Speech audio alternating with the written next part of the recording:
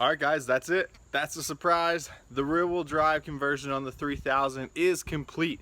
I know I mentioned back in one of my older videos that I was thinking about doing it or possibly keeping it all-wheel drive, but I decided to try out the rear-wheel drive and see what it does, see how long it lasts. I might break something, but we'll cross that bridge when we get to it, if we get to it.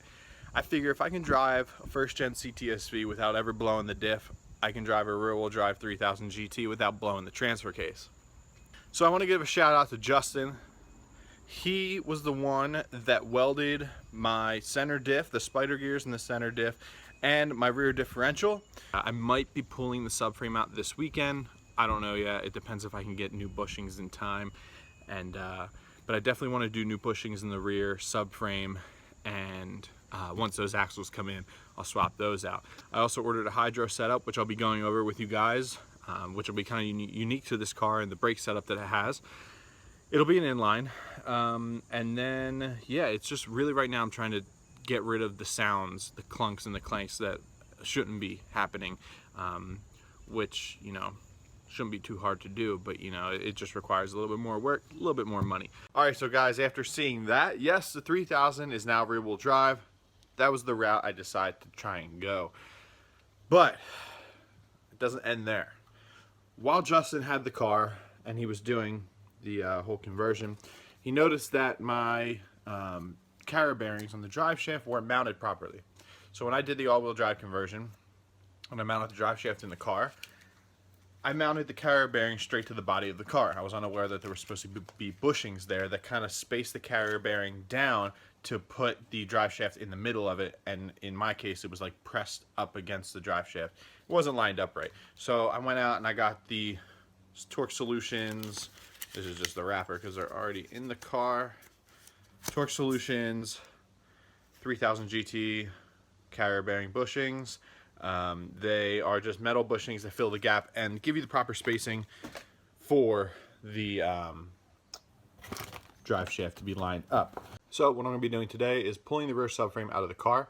Now that the rear diff is welded, now that it's rear-wheel drive, my axles were bad to begin with. I have a fresh set of axles that are going to go in the car, but I also have this clunking noise that I've had since day one, and it's way more prominent now that all the power is going to the rear, or it's just in my head that it's getting louder, but it's annoying the crap out of me, and it sounds like there's tension on something, and it like kicks and like releases and like pops. So I'm thinking either it could be a loose sway bar, which you have to pull the rear subframe out anyway to address, or it could be the subframe bushings. It's coming from the back left, so that's going to be the first area that I'm going to show some attention to once it's out of the car.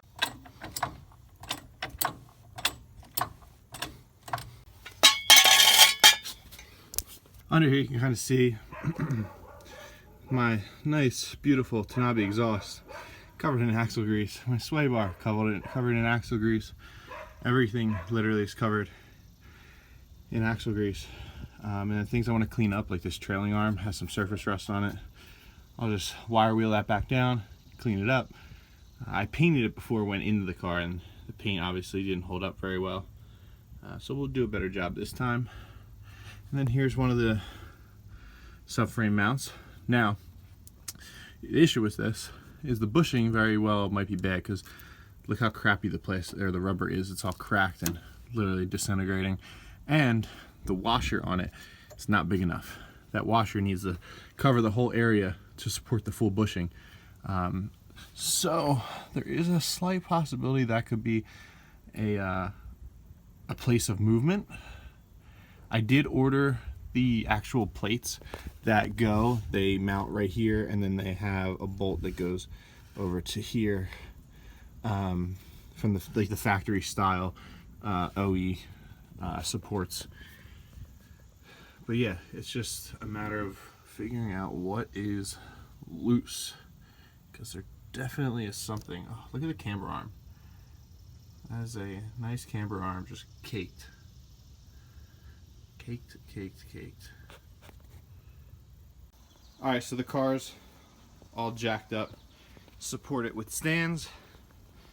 Now, first I'm going to have to disconnect the mid pipe and the Y pipe in the back of the exhaust. So basically the part that comes from the cat delete pipe all the way forward, it splits, and then I'm gonna have to disconnect it at each muffler, and then it should just drop down in one piece.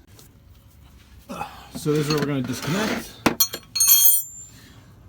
That flange right there, this hanger right here, and that hanger right there, and then the 2 joints at each muffler on each side. Alright, drive shaft is now disconnected from the diff. Now I think I'm gonna have to drop that carrier bearing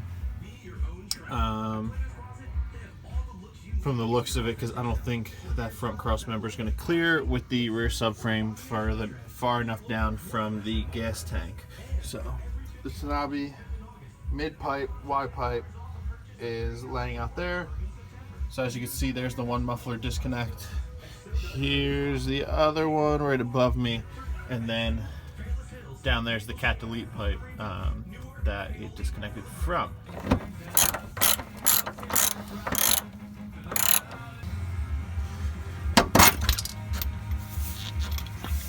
Drive shaft's out and down, and now the drive shaft is out.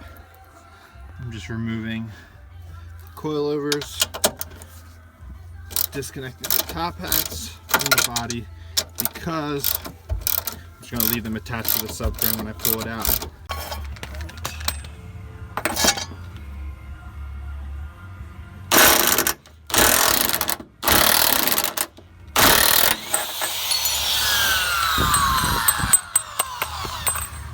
Just look at the bushing right now.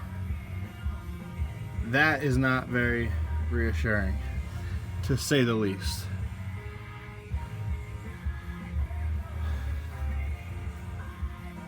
Once this is out from under the car, I want to get a pry bar and we're going to see how much play these things actually have. Alright, here's where we stand. All the mounts are off, except for one is giving me a little trouble. Looks kind of weird.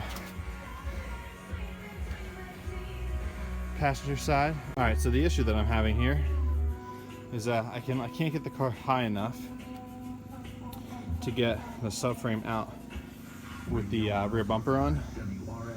So I think I might just go ahead, pull the rear bumper off, and then go from there.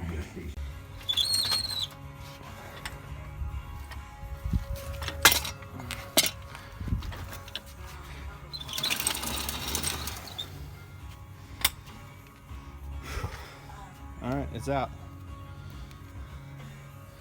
This was way cleaner when I put it in the car 2 years ago.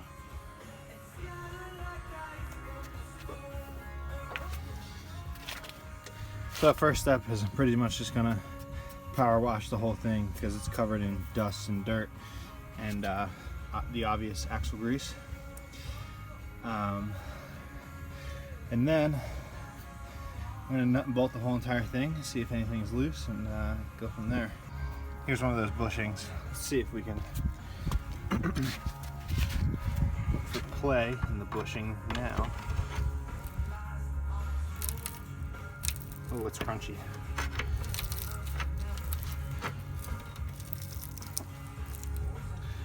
Yeah, I mean that's not really good.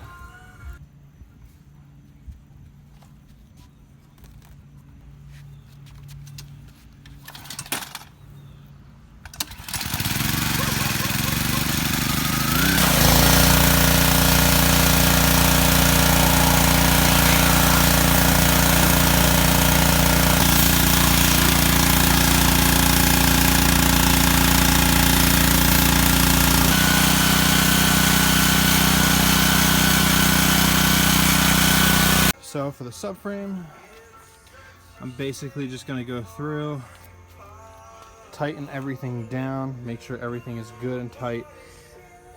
Once it is, I'm going to go order some new bushings. Definitely the front ones. The rear ones aren't in that bad a shape. I think what I'm going to do is do what I did with the diff bushings and just fill these gaps with polyurethane, because there's not a lot of side-to-side play at all.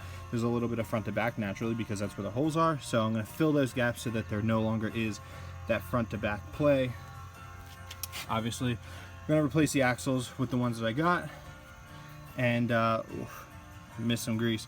I'm basically gonna have to get some brake clean and then go over this all again. The power washer helps getting the heavy stuff off, but there's like a film on some areas still that the brake clean will then help me with. Looks like the camber arm is actually loose there.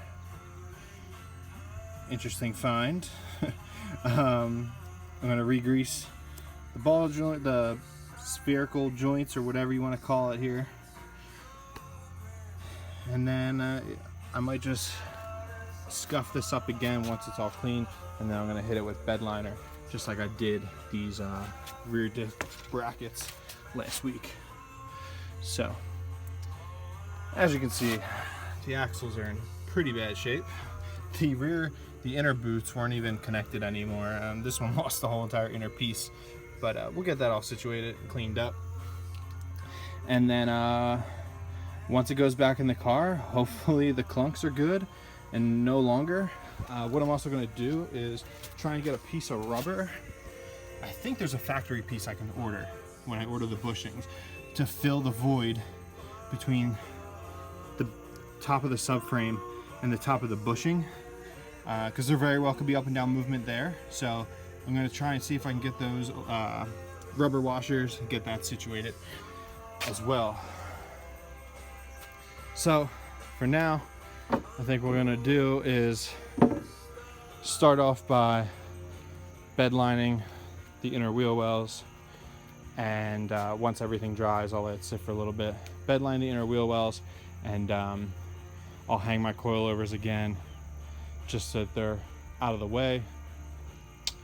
And yeah, that should be about it. I'm gonna finally put an exhaust hanger on this side as well, and then I want to try and see if I can do something with this rear bar. Ground Zero Performance Hans sells a tubular bar, so I think I might go to a tubular bar. The car might look a little bit better if I ever take the bumper off to drive around with. But yeah, this bar is in bad shape. If I get in an accident with this thing, it's just gonna crumble because the whole underside is rotted. There's literally just chunks breaking off of it. So, all right guys, that's where I'm gonna wrap up today's video.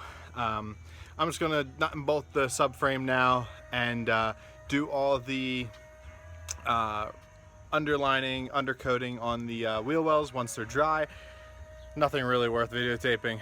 So I'll give you guys the next video, might be an update as to where we stand. I'll probably do the bushing replacement in a video, and I don't know, maybe some other stuff that I come across that I decide to do. So wrapping it up here. Hope you guys enjoyed, and I'll see you guys next time.